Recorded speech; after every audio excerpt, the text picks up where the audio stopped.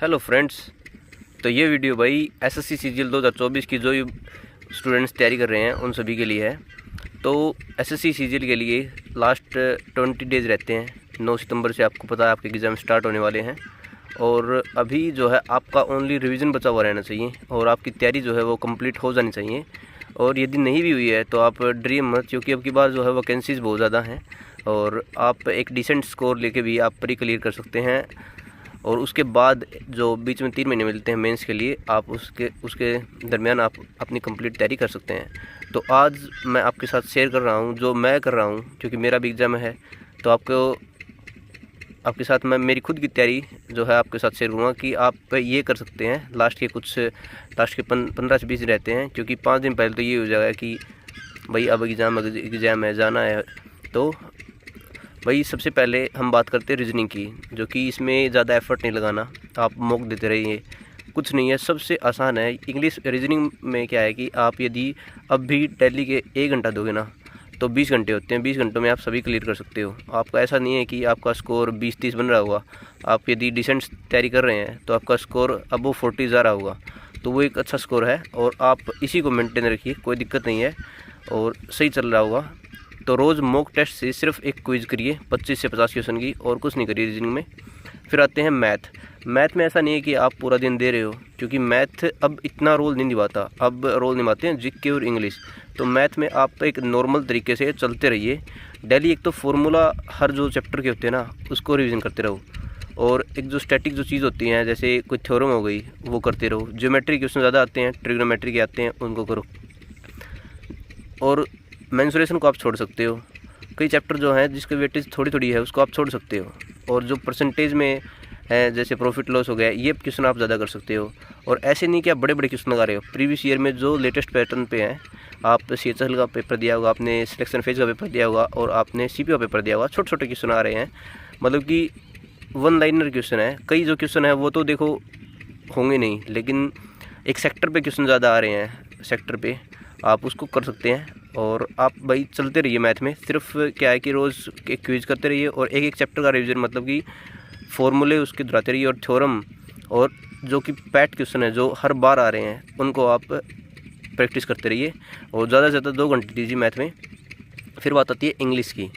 English में आप सबसे ज़्यादा वोकैब पे फोकस करो, क्योंकि प्री में क्या है कि 15-17% तो आपके 15% तो आपके वोकैब के आएंगे।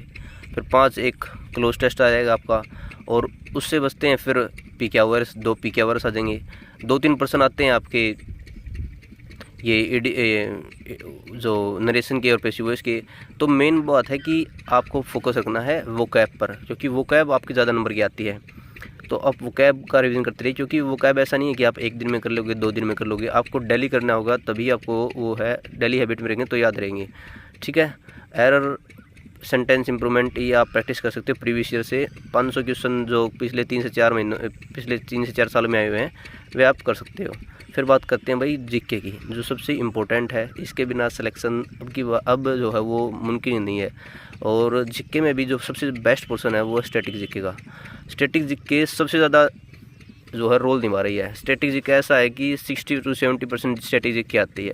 और मेन बात ये है कि ये पर्सन आते हैं तो ये पर्सन ठीक होने की प्रोबेबिलिटी यदि हमें याद है तो हम इनको ठीक कर सकते हैं। ऐसा नहीं है, और पर्सन ऐसे होते हैं कि हमें देखे नहीं लगते। और स्टैटिक जीके ऐसा होता है कि यदि हमें पढ़ा है तो वो सीधा ऑप्शन हम क्लिक करेंगे, और यदि हमें आते हैं तो इसको हम 4 मिनट में तो हम पूरी जीके को निपटा देते हैं। प्री में 25 क्वेश्चन आते हैं। यदि आप अच्छे से स्ट्रेटेजी के नोट्स बनाओगे, मैंने जो है RWA वाले सर जो है नवीन शर्मा, उनके नोट्स बनाए थे। और जो पिछले 3 पेपर दिए मैंने, CPO, सिलेक्शन फेज और CHL, आज तक मैंने इतना स्कोर नहीं किया था। हर पेपर में मैंने अब वो 20 से ऊपर स्कोर किया है। किसी में एक पेपर में तो 30 भी किया है। जीके में इतना स्कोर बहुत हो जाता है। पहले मेरे माइनस में नंबर आ जाते थे, कभी 4 कभी 5 ये नंबर आते थे, लेकिन अब जो है वो 20 तो आते हैं। हर पेपर में 20 तो आते हैं मेरे। और मैंने स्टेट के एग्ज़ाम भी दिए हैं, उनमें भी जीके का बहुत मेरा वो कि बहुत फ़ायदा मिला है मुझे स्ट्रेटेजी के करने से। और मैंने जीके जो खान सर से किया है और स्ट्रेटेजी की मैंने नवीन शर्मा से सर से किया है। तो अब मेरी जीके बहुत ठीक हो चुकी है पहले के मुकाबले। तो आप अब तो ऐसा नहीं है कि आप पूरा कोर्स और आप वो कर सकते हो, लेकिन स्ट्रेटेजी जीके आप अभी भी कर सकते हो, क्योंकि यूट्यूब पर उन्होंने पढ़ा रखी है। और आप क्या है कि 3 से 4 दिन में आप उनके अच्छे अच्छे जो मेन टॉपिक होते हैं ना, जैसे शास्त्रीय नृत्य हो गए, फोक डांस हो गए, खेल हो गया, सबसे इम्पोर्टेंट तो स्पोर्ट्स है, आप उनको कर सकते हो। तो स्टैटिक जीके आपको सबसे ज़रूरी है। और एक पॉलिटी आप कर सकते हो, क्योंकि सीधे जो है अनुच्छेद आते हैं, आर्टिकल आते हैं, 1-2 प्रश्न राज्यपाल से प्रश्न आते हैं कई बार। तो आप पॉलिटी भी कर सकते हो। आप हिस्ट्री को छोड़ सकते हो, हिस्ट्री में यदि करना चाहो तो आप मॉडर्न हिस्ट्री कर सकते हो, ये जो अधिवेशन हुए थे इनको कर सकते हो। और ज़्यादा आप प्रीवियस ईयर पे फोकस हो, क्योंकि अब की बार पेपर में प्रीवियस ईयर आई थी, ज़्यादा क्वेश्चन प्रीवियस ईयर आ रहे थे अब की बार। ऐसा नहीं था कि डाटा कोई वो पहले का था, नहीं, प्रीवियस ईयर थी सभी। और एक जनगणना जो है उस पर आप कमांड कर सकते हो, तो जीके के लिए है। और सबसे इम्पोर्टेंट जो सबसे लास्ट में चीज़ है, जो सबसे पहले भी करनी है आपको, वो है मॉक टेस्ट। आपको सुबह उठना है, अच्छे से बैठना किताबों पर, और सबसे पहले आपको मॉक टेस्ट देना है सुबह पहले। और सुबह सबसे अच्छी तरह से एनालिसिस करना है। ऐसा नहीं है कि मॉक दिया और आप ऐसे ही वो कर रहे हो, मॉक दो, अच्छे से एनालिसिस करो। आप ये मानोगे, यदि आप एक पर्टिकुलर 2 मॉक दे रहे हो, अच्छा एनालिसिस कर रहे हो, तो आपको किसी किताब की पढ़ने की ज़रूरत नहीं है। आप मॉक टेस्ट ही आपका जो है वो 60 to 70 पार्ट अकेला कंप्लीट कर देता है। उसके बाद छोटी मोटी रिवीजन होता है, जो हम मॉक टेस्ट में गलती करते हैं तो वो हम बाद में किताबों से देख सकते हैं। नहीं तो मॉक टेस्ट सफिशिएंट है आपकी तैयारी को। और प्री तो क्या है कि मॉक टेस्ट आप अभी भी 20 मॉक टेस्ट लगा दोगे ना, तो आपका प्री कोई नहीं रोक सकता। यदि आपने एक बार जो है कंप्लीट कर लिया आपका सिलेबस, अब की बार कट ऑफ ज़्यादा नहीं रहेगी, 120 हद है भाई, 120 से ऊपर कट ऑफ नहीं जाएगी। और 120 का मतलब ये है कि हर रीजनिंग में 40, मैथ में 40, 80, तो वो तो आगे 40 नंबर बच गए, तो आप आराम से कर सकते हो। तो लगे रहो भाई। और ऐसा नहीं है कि आप डिप्रेस हो रहे हो कि अब की बार वैकेंसी ज़्यादा है, लेकिन हमारी तो तैयारी अभी 6 महीने हुई है, 2 महीने हुई है। भाई करते रहो। यदि आप अब जाके बेस्ट एफर्ट लगा दोगे ना, तो अगला पेपर तो आपका होगा। और क्या पता आपको मेंस में 3 महीने मिलेंगे, जो बिगिनर्स कह रहा हूँ उनके लिए, तो आगे 3 महीने मिलेंगे। आप क्या पता आप उसमें अच्छा कर जाओ और एक पोस्ट निकाल ले जाओ। तो भाई चलते रहो, और कुछ वो नहीं है, सिर्फ चलते रहो और अपने पर विश्वास रखो।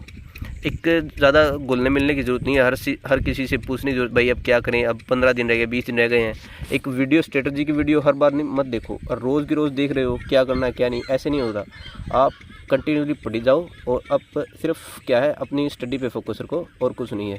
तो भाई यही वीडियो में बताना था, और मैं भी यही कर रहा हूँ। मैं ज़्यादा मॉक टेस्ट पे रिलाई कर रहा हूँ, और मॉक टेस्ट में पर्टिकुलर अभी तो मैं एक ही लगा रहा हूँ, लेकिन मैं सोच रहा हूँ कि अब से मैं 2 मॉक टेस्ट कर दूँ। और स्टैटिक जीके पे ज़्यादा फोकस रखता हूँ मैं, क्योंकि मुझे पता है कि इंग्लिश और मैथ और रीजनिंग क्या है कि ये पैट क्वेश्चन आते हैं, ये प्रश्न मैं ना भी पढ़ूंगा तो अभी वो मैं फ्री बना लूँगा। लेकिन जीके का ऐसा है कि यदि मैं कुछ एक्स्ट्रा एफर्ट डालूंगा तो 2 से 4 प्रश्न शायद हो सकते हैं। हाँ, ये धोखा भी दे सकती है जीके, लेकिन क्या है कि यदि ये बेनिफिट देगी ना, तो हर चीज़ में ये एज देगी फिर।